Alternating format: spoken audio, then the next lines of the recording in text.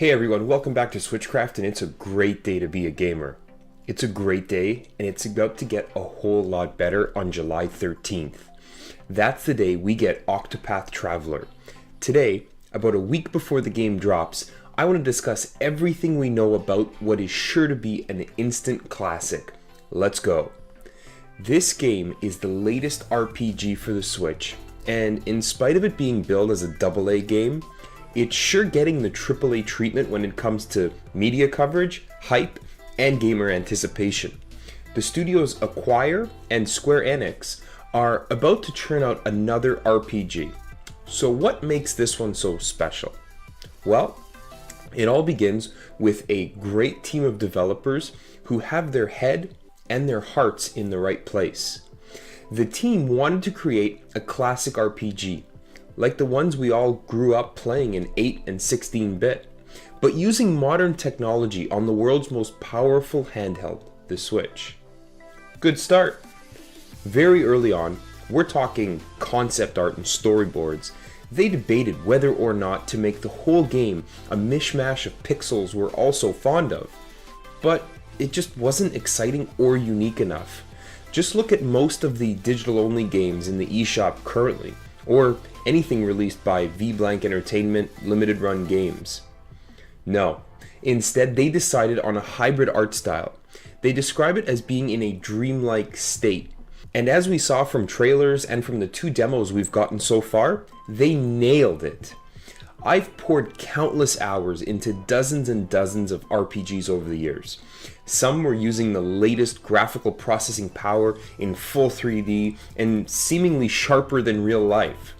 Others were creations that, while I enjoyed them, it was difficult to tell the difference between where the wall ended and the floor began, whether I was controlling a hero in a suit of armor or a barf blob.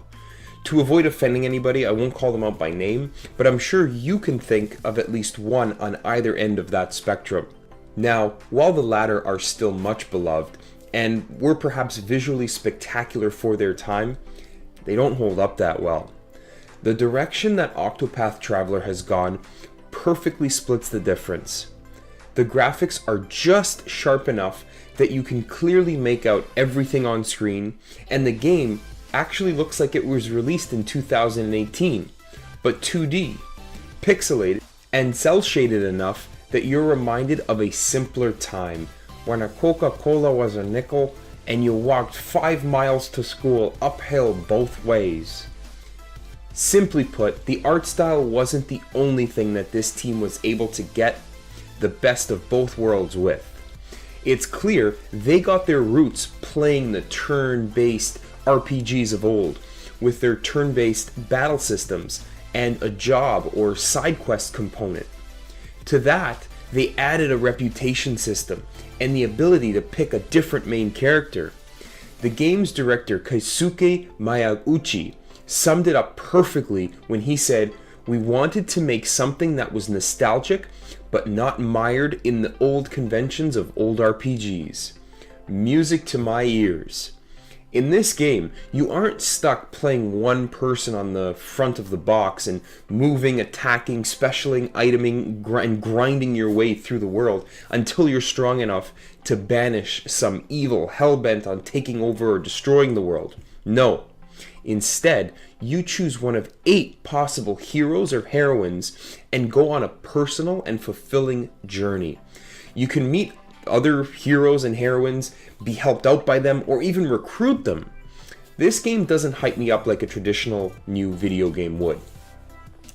This game excites me like I get to go on a journey, an adventure.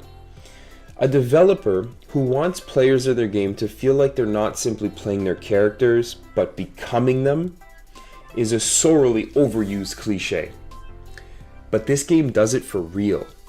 Characters in the game share their stories to develop their backstory. This adds a level of humanity and builds a relationship. Alright, to the nitty-gritty. Based on the 2 demos that I've basically worn out because I've played them so much, the battle systems begin made for a novice as standard turn-based battling systems. You have the ability to exploit weaknesses and save up boosts to turbocharge attacks, a la a game like Ys 8, which I could only put down long enough to make this video. Saving boost for 2 to 3 turns and buffing with another complementary hero provides a devastating damage dealer and another dimension to the fighting.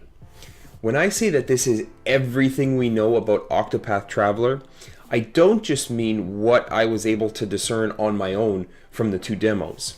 We actually have written accounts from reporters from major publications stating that certain boss battles a little bit further along in the game can take upwards of 45 minutes to defeat, and no save states. I bet they wish they could have transferred a couple of their 641 unused potions from their Skyrim save file. Who doesn't have at least 600 of those laying around? Am I right?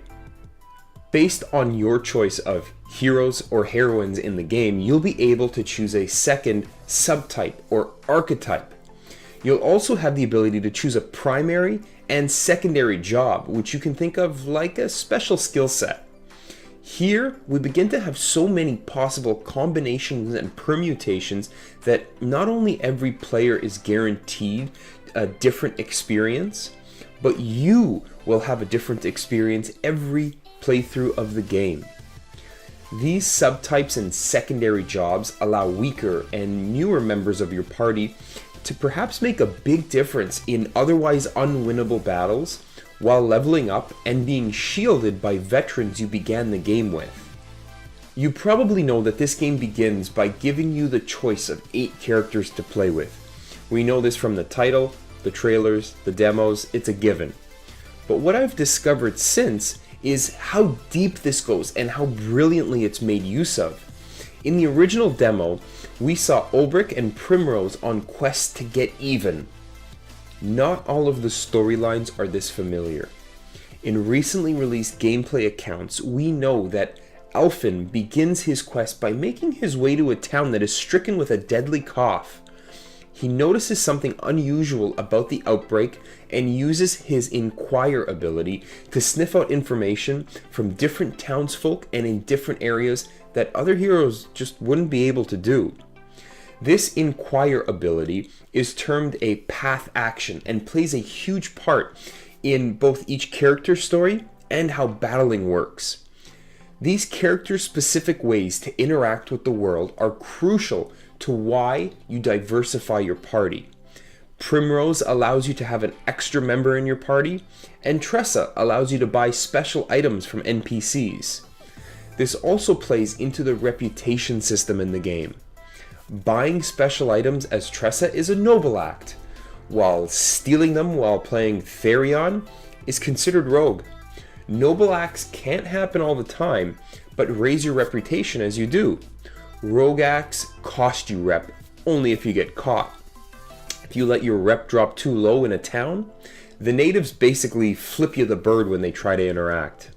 And the only way to fix this is, obviously, pay the local tavern keep to sweet talk you to the locals. This game already looks so deep that I can't wait to pick up my special edition with all of its extra goodies and collectibles. It's deep in a way that makes you want to stay home from work and explore. Not a daunting or confusing way. It's this good, and I've only talked about 4 or 5 of the 8 possible characters, and we've only had a couple demos. Regardless of which one of the characters you choose to start, you'll be presented with the ability to play with all of them before you're done. Who you pick originally will determine where on the map you both start and finish your game, but I've been assured that you won't have to start a new save file to experience each one. I can't stop smiling in anticipation for this game. I can't wait to pick it up and flush another long weekend down the drain, immersing myself in it. I can't wait to experience the rest of the story still under embargo. I can't wait to hear the rest of the already amazing soundtrack. I can't wait to do my RPG grinding on the train to and from work each day for weeks, catching people in the corner of my eye, looking over my shoulder at the kick-ass game I'm playing on the kick-ass Switch I'm playing it on. I can't wait for that special edition and to go over it with a fine-tooth comb. Only 8 more sleeps until it's Christmas in July. Let me know if you're planning on getting the game and what you've thought of the demos. It's a great day to be a gamer. Switchcraft out.